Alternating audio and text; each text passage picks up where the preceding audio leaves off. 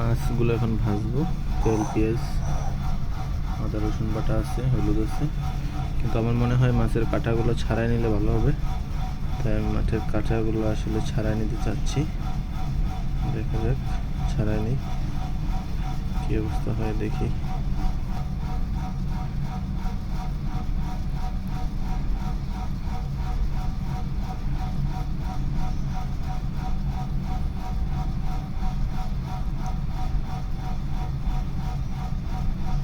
মাছগুলো খুবই শক্ত।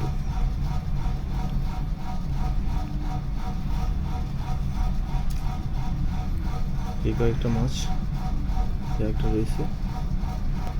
আদা রসুন বাটাটা দিব, তারপর একটু মরিচ, একটু হলুদ,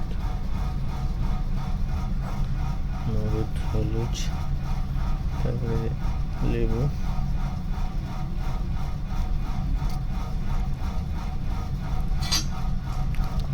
এলাচ,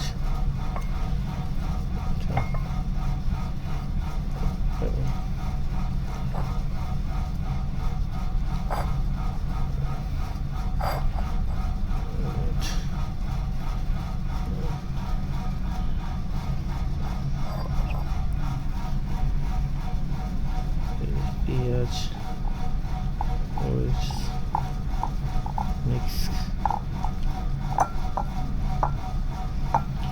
তেলে ভেজে নিব মাছটির সাথে। তেলে ভাজার আগে কিছুক্ষণ রাইখে দেব, তারপরে তেলে ভাজবো।